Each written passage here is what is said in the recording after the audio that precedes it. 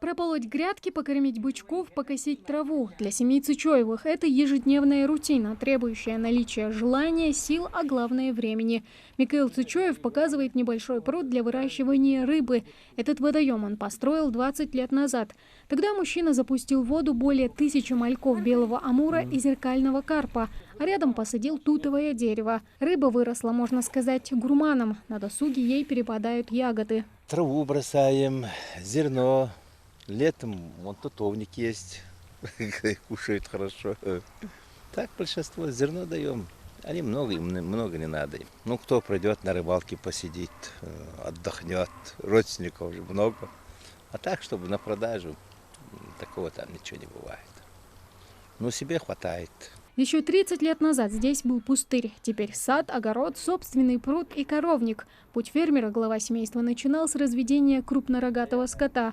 Каждый год Цычоевы закупают полугодовалых телят, откармливают их и продают, когда вес бычков достигает 270-320 килограммов. Хозяин тщательно следит за их здоровьем и делает все полагающиеся прививки. Штук 10 там у меня есть коровы, они сейчас на выпасе в табун ходят. А остальные штук 40, ну, обычно каждый год 50 штук у меня их бывает. Вовремя прививки делаем, в каждые 4 месяца уколы делаем, чтобы не болели. По хозяйству мужчине помогает жена и дети. Старшие как раз поехали продавать очередную партию бычков и закупать корм для скотины. Тем временем младшие не сидят без дела. 2 помощника у меня. Так, давайте еще будут собрать, да, баранам они относят. Но вот уход за садом глава семейства не доверяет никому. Поливать и обрезать деревья любит сам. В подворье Цычоевых около 40 видов груш, яблок и вишни. Основной сорт, который выращивают в этом хозяйстве, это яблоки делишес. У них кисло-сладкий вкус, а еще высокая урожайность. Огородом в семействе в основном занимается жена Микаила. На нескольких сотках женщина выращивает около 100 кустов с помидорами. Чуть дальше растут кусты с болгарским перцем, огурцы, кабачки, а еще разнообразие зелени, укроп и петрушка.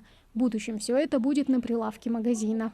Большинство чего у нас? Вот на той стороне у нас фасоль, помидоры, огурцы, перец болгарский, красный перец. Кабачки, они вон тоннами растут, икру делаем, помидоры столько не засолишь, тоже через магазин продаем лишнее.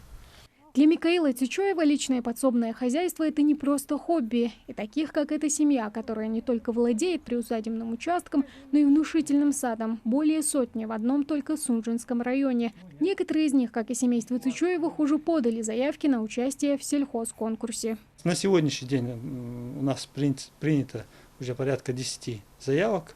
Заявки на самом деле, они просто, некоторые задержки бывают с документами, хотя там несложные документы. Что касается критериев, то это чтобы было личное подсобное хозяйство, которое ведется на приусадебном участке. Это может быть и садоводство, это может быть огородничество, может быть и ведение какого-то домашнего скота. Аграрный конкурс, объявленный главой республики, пройдет в 2 этапа. 1 июля начнется оценка и отбор конкурсантов, а уже со 2 августа комиссия будет определять 13 лучших подсобных хозяйств. Быть в их числе надеется и семья Цычоевых. Тамара Хшагульгова, Магомед Белакиев, Новости 24.